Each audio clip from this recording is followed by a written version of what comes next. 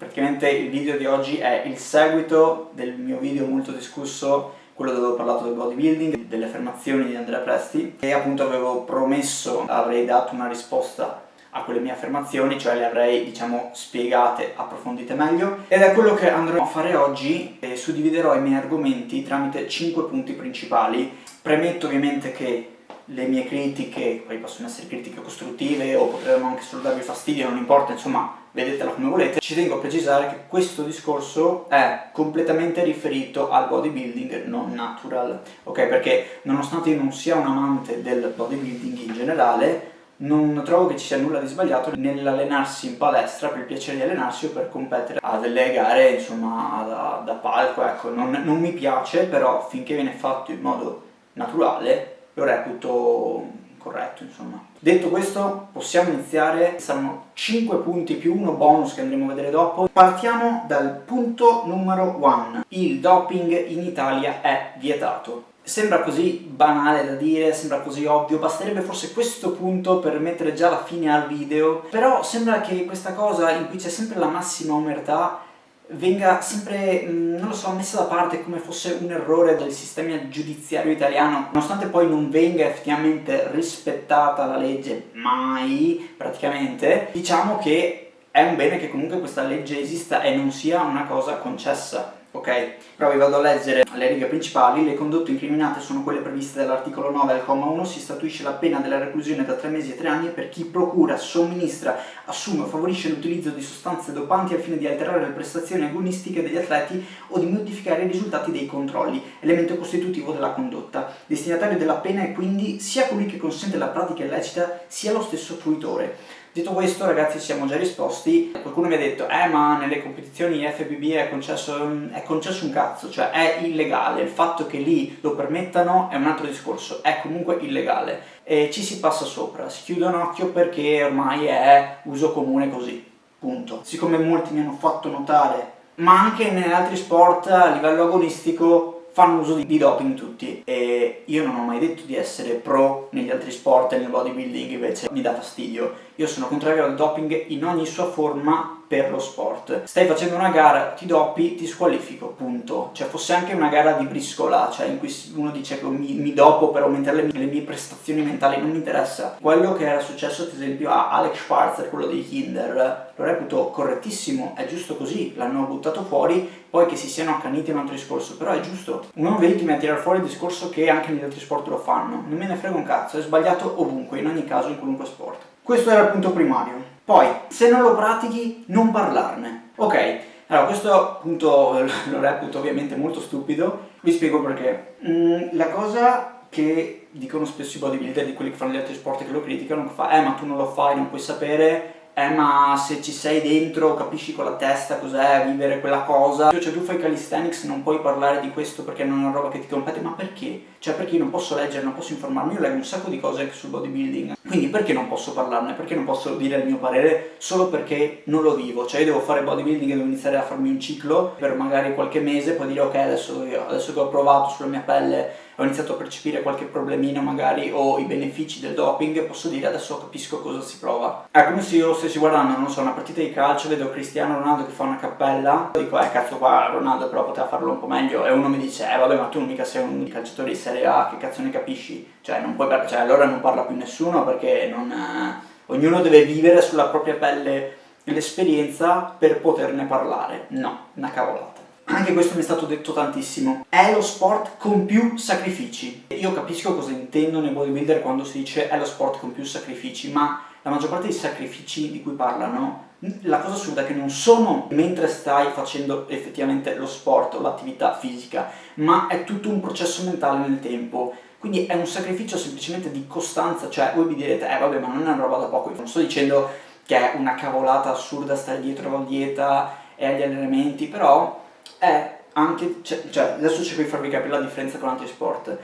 Vediamola in questo punto di vista. Una volta che tu hai la tua schedina, il tuo ordine delle cose, la tua dieta messa sul frigo appiccicata da leggere e se magari anche seguito e tutto, bam, tu segui la tua bella schedina, la fai. Ok, è uno sbatti, devi impegnarti, devi metterci lavoro dietro. Non sto dicendo che i bodybuilder non si allenano, non devono fare un cazzo, cioè quelli che dicono ma sì, dopo ne basta, così ci riescono tutti. Ovvio che quelli stanno dicendo una minchiata. C'è tanto lavoro quanto uno natural, solo che c'è anche il doping. Quello che manca nel bodybuilding rispetto a un altro sport, per farmi dire che ha più sacrifici, è del rischio di fallimento, detta in un modo un po' strano. Adesso vi spiego cosa intendo.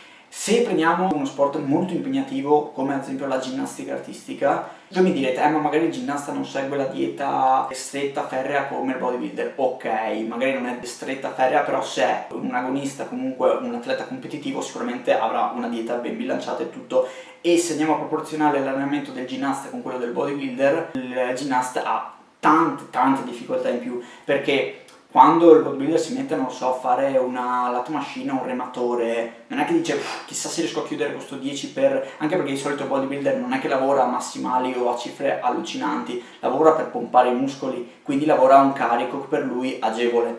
Di conseguenza il rischio di fallimento in un allenamento standard è praticamente impossibile. L'atleta competitivo di un altro sport in cui deve, appunto, visto che stiamo dicendo il ginnasta, deve eseguire elementi complessi, ma poi adesso dico ginnasta ma può essere tantissimi altri sport, lui dice ok, oggi io dovrei fare questa figura, io mi impegno, ma poi non è detto che mi riesca, cioè serve uno sforzo mentale notevole, una concentrazione assurda, gli allenamenti sono comunque estremamente impegnativi in tanti sport. Non è vero che il bodybuilding è lo sport con più sacrifici, non è assolutamente vero, ha tanti sacrifici, è impegnativo, non è per nulla quello più impegnativo. Quarto punto, non fanno del male a nessuno, i bodybuilder non fanno del male a nessuno, nel senso, non rompergli le palle, loro lo fanno perché a loro va bene, ognuno, lui fa il suo, tu fatti gli affari tuoi, ognuno campa a 100 anni.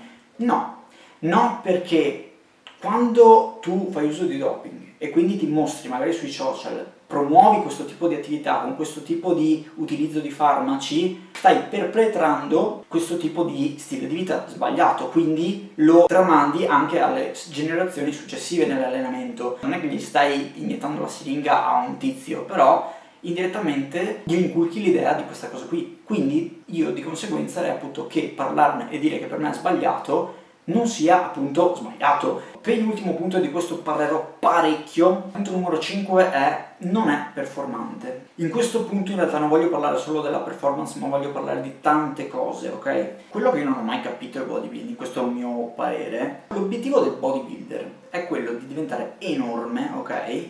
Grossissimo, dare questa idea di forza immensa, perché è quello che ti dà vedendo questi corpi che sembrano usciti da Dragon Ball. Però poi questo impatto visivo che ho di forza non è assolutamente rapportato al risultato di forza effettiva.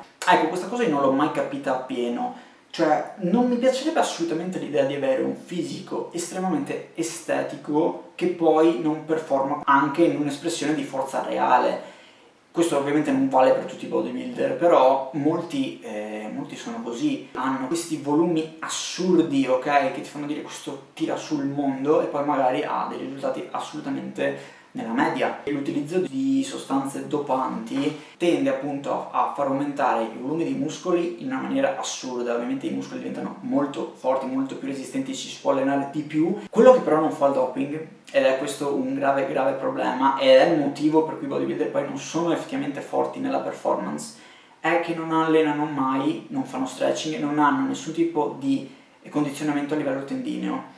Per questo che spesso sono soggetti a infortuni, in quanto la loro muscolatura non è condizionata al pari dei loro tendini. Poi appena molla magari il ciclo si perde tantissima forza, si sgonfi, cioè è tutta una forza effimera, cioè svanisce. Non riesco ad apprezzare questa cosa. Questo è un discorso, lo so, molto personale. Comunque ovviamente questo è quasi scontato dirlo. Potete capire che l'unico motivo per cui è accettato l'utilizzo di sostanze dopanti nel bodybuilding è proprio per la mancanza di performance. Io non capisco se il gioco valga la candela. Tanti atleti si dopano anche per gare minori, ma proprio, come dire, vinci la gara provinciale di sto cazzo. Cioè ti fai dei danni al fisico che tu potrei dirmi anche marginali, ok, ma per vincere una mortadella. Ci sono così tante categorie, sottocategorie, cioè che arrivi terzo nella categoria X. Chi se lo ricorda, chi gliene fregherà mai qualcosa, ma vale la pena per questo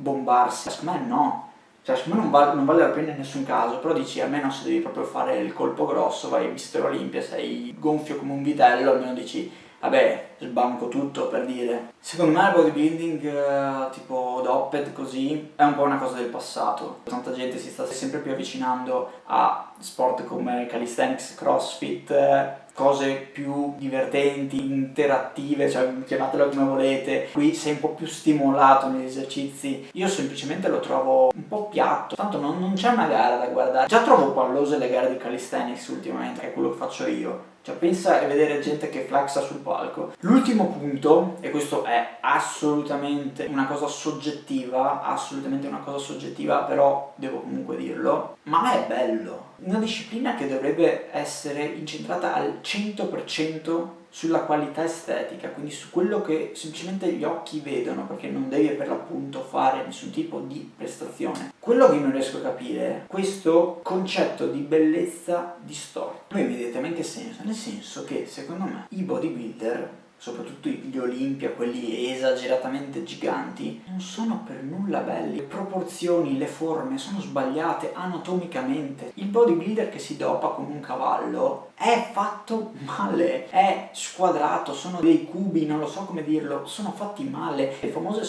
spalle a palla di cannone sono una cosa che la natura non ha concepito per essere così. Una cosa molto difficile da concepire per una persona che ormai ha nell'ottica che quello è l'ideale di bellezza. Ma voglio citare una cosa che disse Sgarbi una volta in un programma. Comunque lui è un critico d'arte, disse: bisognerebbe istruire le persone a capire la bellezza. E voglio fare una piccola parentesi. Io ho fatto il liceo artistico e ovviamente facevamo anche anatomia, disegnavamo anche spesso il corpo umano. Diciamo che le proporzioni le so, le conosco, soprattutto quando disegnavo molto. Vi lascio anche qua qualche mio disegno più o meno recente. Quello che manca ai bodybuilder sono delle forme sinuose, aggraziate, ma prendiamo anche un fisico allenato, tipo non lo so, quello di Bolle, per dire ballerino, cioè ha una forma pazzesca, una definizione incredibile, è un uomo, è quello che un corpo umano potrebbe essere, cioè ovvio può essere anche un po' più grosso da natural, però è per dirvi un corpo prestante ma anche un ottimo fisico. Queste forme così gonfie, rigonfie, false, è proprio una forma fittizia del corpo umano.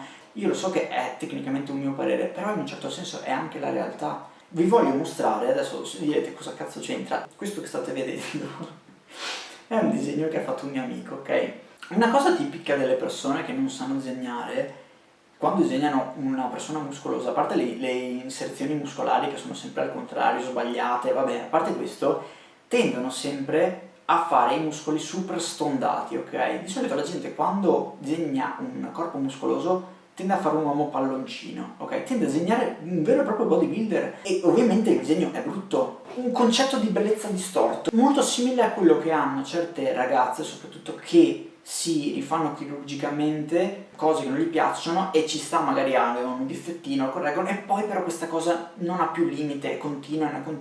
Come bodybuilder nello stesso modo non si vedono mai arrivati, devono sempre essere più grossi, più gonfi, più svenati, pensando poi di essere attraenti quando in realtà non lo sono per nulla, sono totalmente disarmonici nelle forme. Questo era l'ultimo punto. Quello che voglio andarvi a dire come ultima cosa è quello che poi c'era nel titolo. Io sono stato molto criticato per l'altro video, eppure molte persone che mi hanno criticato sono accaniti follower di una persona che mi ha dato ragione, che per l'appunto è Fabio Raponi. Cosa che non mi sarei mai aspettato nella vita, perché lui ha visto il mio video parodia e non aveva visto l'altro mio video, quello che ho fatto su Andrea Presti, e allora ho detto, beh cazzo, se non l'ha visto sarebbe giusto che lo vedesse, così vedo cosa ne pensa, tanto sicuramente avrà un parere completamente diverso da quello che ho detto, probabilmente mi dirà anche su forse, però ho detto è giusto che sappia cosa penso, che comunque a me Fabio Raponi come parla, come spiega, nonostante gli piace bodybuilding, mi è sempre piaciuto, quindi ecco, mi aspettavo delle critiche abbastanza pesanti sul mio video. La cosa che mi ha veramente stupito invece è stata la sua risposta. Flavio Raponi mi ha risposto questo: hai fatto benissimo a dare la tua opinione, il bodybuilding sarà sempre criticato per il motivo doping, perché è estremamente più evidente rispetto a qualsiasi altro sport. Io personalmente non ritengo che il bodybuilding sia uno sport, perché è una disciplina di giudizio. Sono 4-5 giudici a dire chi secondo loro ha vinto. Detto ciò, io amo questa disciplina perché personalmente mi ha insegnato tanto e non lo pratico per l'interesse di essere sempre più grosso, ma perché adoro allenamenti e mi fa sentire bene. Ecco, ovviamente mi ha fatto un piacere immenso vedere che una persona come lui, che non c'entra una mazza con quello che pratico io, potesse essere così in accordo con quello che ho detto nell'altro video. Quindi ragazzi, quelli che mi hanno criticato molto, se apprezzate Flavio Raponi, sappiate che la pensa come me. Vi rileggo solo l'ultima riga di saluto che mi ha fatto, che è stata questa: buona serata anche a te e codice sconto DENFSG forever. Beh ragazzi, che dire, il video non potrebbe concludersi meglio che con questa ultima grandissima affermazione di Flavio Raponi. Vi ringrazio tantissimo della visione, fatemi assolutamente sapere cosa ne pensate nei commenti qui sotto, non dopatevi e al prossimo video.